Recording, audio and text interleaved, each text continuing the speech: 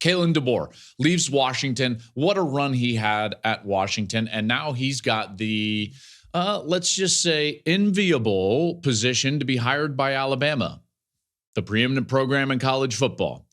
And he's got the unenviable task of trying to follow Nick Saban. So good luck, Kalen DeBoer. But you know what? This move makes so much sense. And that's exactly why I went through it the way that I did last week right here on the program.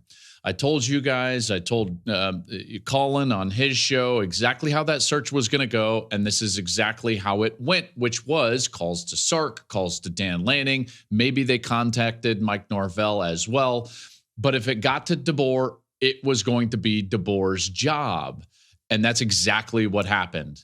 That's exactly what happened. Remember, there was a lot of things pointing to the fact that Kalen DeBoer wasn't necessarily looking to get out, but at least was, let's just say, keeping his options open. He had an extension on the table from Washington for quite a while, wasn't signing it, changed agents to Jimmy Sexton. He's obviously a power broker all over college football, but namely in the SEC, really controlling every single piece of this search for Alabama. When you really think about it, every piece of this search kind of went through Jimmy Sexton, and he was going to use this opening to get some guys their raises and contract extensions, which he did for Mike Norvell and Steve Sarkisian. And then he was ultimately going to be placing somebody there. I always thought it was going to be Kalen DeBoer, and sure enough, it's Kalen DeBoer. So now he gets the task of following Nick Saban. And as we talked about last week, you know, Saban's going to go down as the greatest in history. And so that's why, like, this is not going to be easy for Kalen DeBoer. I firmly believe that Saban's intention a couple of years ago was to try to go the Bob Stoops route or Urban Meyer route and build from, hire from within. I think he was trying to do that with Steve Sarkisian. And I believe that he coached probably a couple years extra because Sark got the job at Texas, which he couldn't turn down. And I think that Nick even realized that. So that kind of blew up that plan. And so now they're going to have to go the route of just hiring somebody from outside, which is wild. You know, Saban, well chronicled, reached number one in 15 straight seasons, 15 of the last 16 ever since he got there. I tell you, this guy he's the greatest of all time. And so now DeBoer steps into those shoes, and he's got to stand in front of that team. He's got to stand in front of that fan base. And his most important task will be to be himself. He's got to be himself, because that's enough. And I'll go into the details of that after we hear from Kalen DeBoer. This is his introductory press conference at Alabama. Here you go.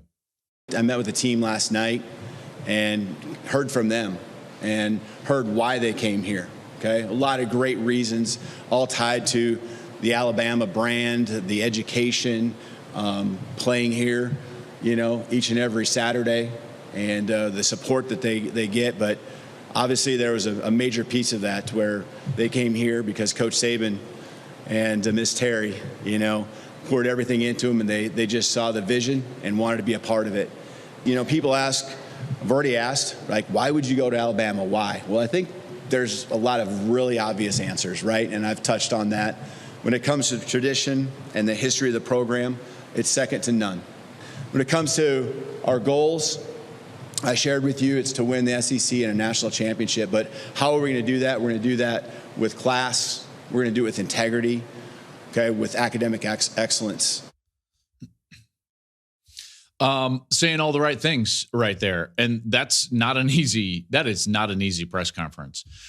Why? Because there's no way to win that press conference. You're following a legend.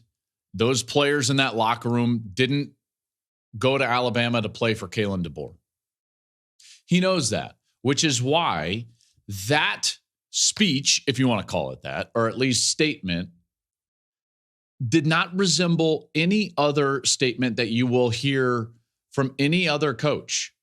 And granted, the circumstances are a little bit different. And maybe it'll be something similar to when Jed Fish, finally comments after this hiring at Washington. We'll see.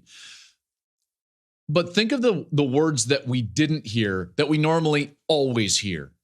Change, build, our way, what I'm bringing.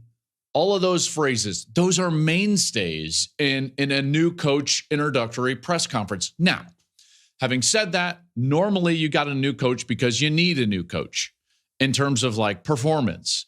Alabama didn't need a new coach. They had to go get a new coach out of necessity because theirs retired. And so he's put into this position where he's got an incredible resume. Speaking of Kalen DeBoer, he's got an incredible history of success as a head football coach, and yet he can't sit there and say, well, this is what we do, or I'm looking to build the right culture, or I'm here to change the way. He can't say any of that. He just can't.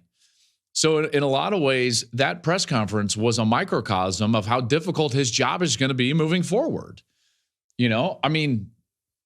How do you get those kids to buy into what you're trying to sell them?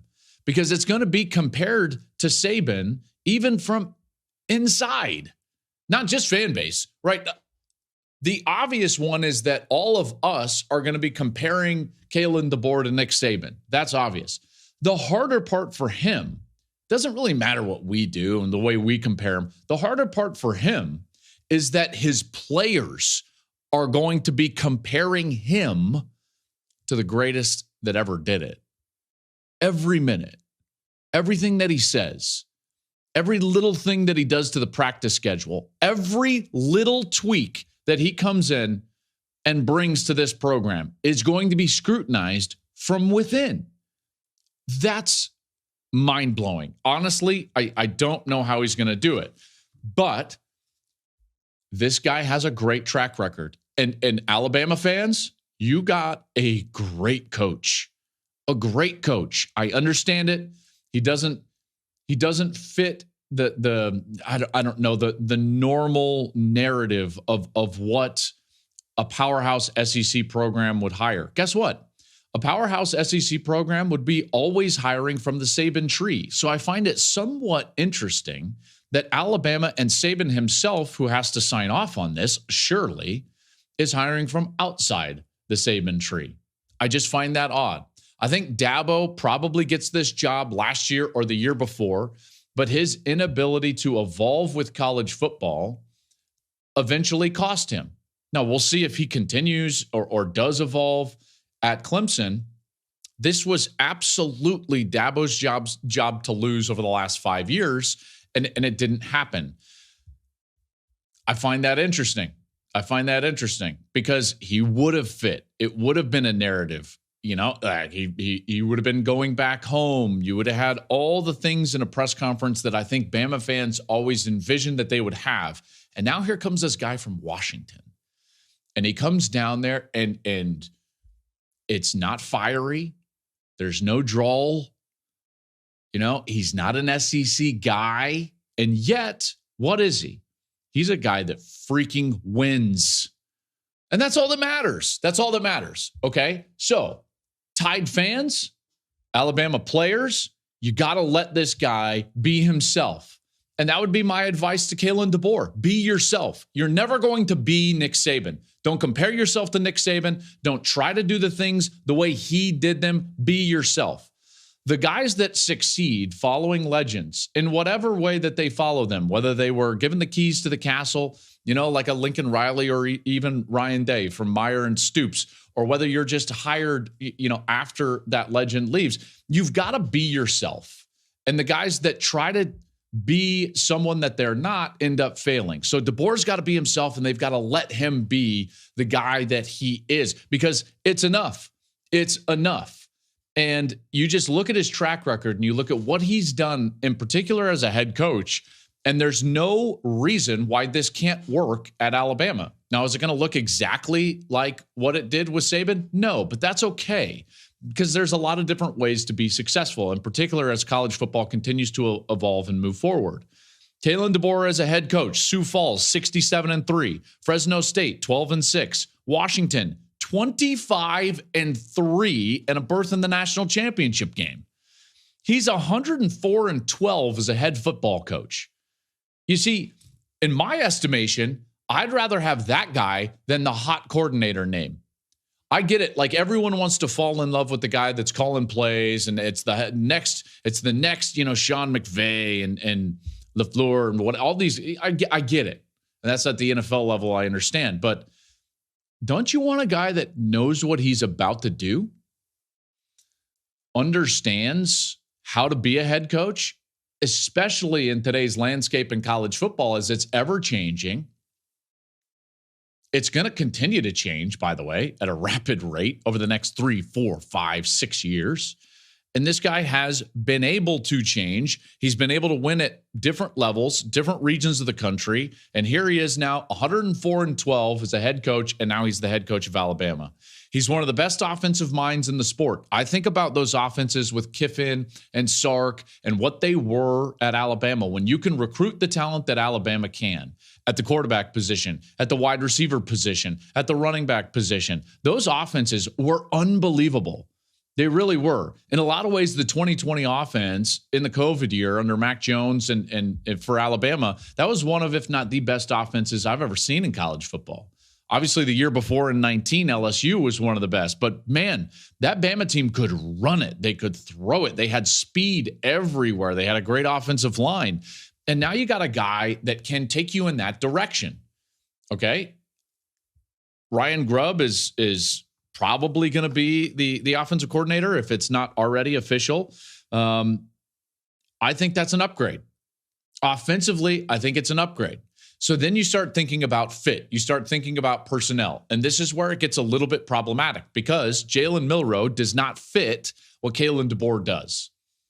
We'll see how that irons out. I think Jalen Milroe is a heck of a player. I really do. In a lot of ways, he is going to be next year's Heisman frontrunner coming back into the season. But does he do what Michael Penix does? No, he doesn't.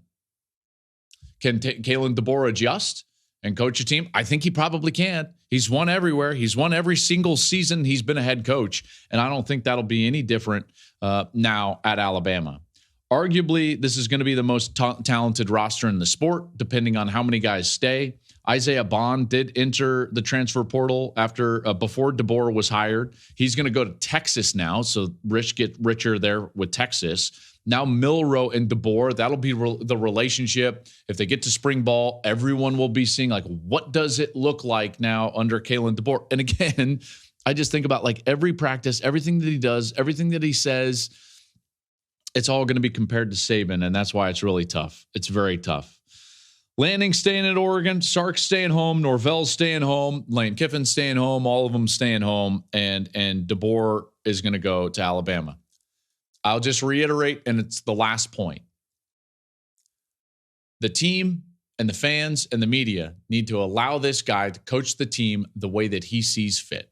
Let him be himself because he is enough.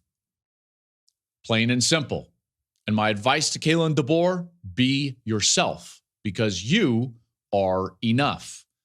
Trust what you bring to the table. It's going to be very difficult on all sides, but the trust has to be there moving forward. Thank you for watching the Joel Klatt Show YouTube channel. And if you liked this clip, make sure to like it and subscribe to the channel, and you can stay up to date on all of my college football coverage.